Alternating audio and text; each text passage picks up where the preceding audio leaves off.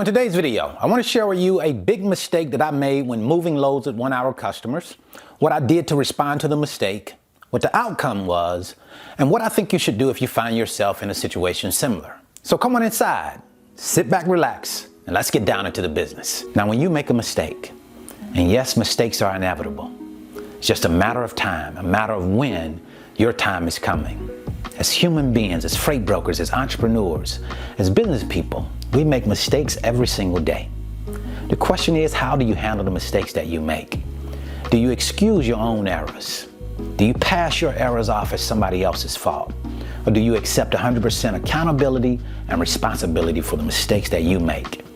You know, there's a saying that says that you judge the true character and caliber of a man not based on where he stands during times of comfort and convenience, but you judge the true character and caliber of a man by where he stands during times of challenge and controversy.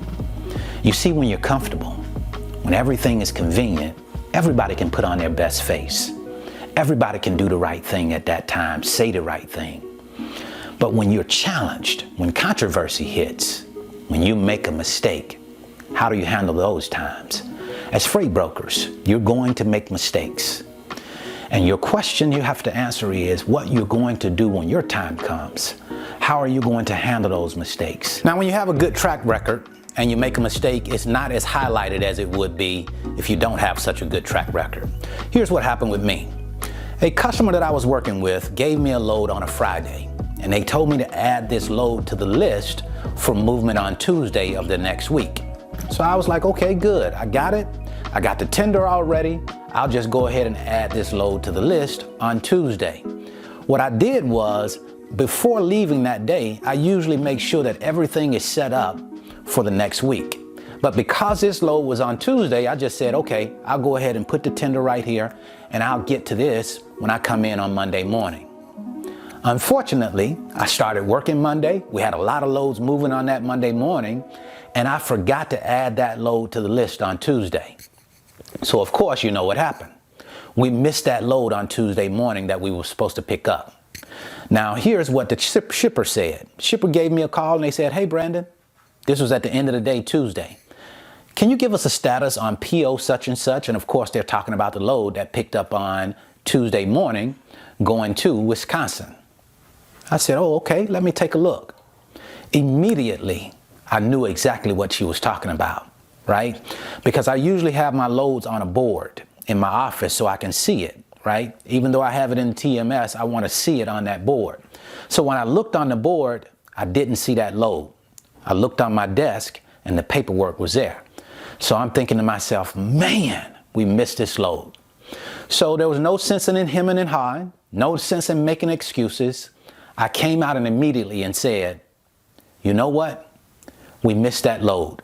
We did not pick it up. Unfortunately, I forgot to add it to our list. But here's what I can do. I can make sure that we get a truck to cover that load tomorrow. I really am sorry for the inconvenience. So the shipper said, okay, Brandon, thank you so much for the information. This is a time-sensitive load. We must have that load there by the end of this week. So if you see that there are any problems with covering that load early on Wednesday, just give me a buzz and let me know, because I want to make sure that that load gets there. Now, of course, what I told her is that we would cover it. No problem. Don't worry yourself over it. We have it. And of course, on Wednesday morning, I made sure that a truck was there to pick that load up. You see, she probably had already called the receiver, or the receiver had called her to let her know that that load had not been picked up. So it didn't make any sense for me to dance around that subject. Just go ahead and come out, own it, take 100% responsibility for it, and let her know what happened. You see, we haven't made those type of mistakes with her. We usually are on time every time. So she had the confidence of knowing that we were going to be over there that next day to pick it up. So having a good track record, building trust and confidence with that shipper by doing what you say you're going to do, and then of course having a solution to the problem that we created definitely worked out in our favor. So that's what I wanted to share with you today. I certainly hope this information has been helpful. If you want to learn more about the freight broker business, I'll leave a free link in the description. It's my 5-video series. It's titled How the Load Movement Process Works. It gives you a chance to come into the office with me and you can watch as we move loads, talk to shippers and carriers to give you a better understanding of how this business works. And also, if you're in the market looking for a freight broker surety bond, I would highly suggest that you take a look at the description box. I have left my surety bond representative's information there. It's a great surety bond company, gives some great rates, and knows how to represent a freight brokerage. So until the next time, I wish you the very best in your life and business. See you at the top, because the bottom is much too crowded.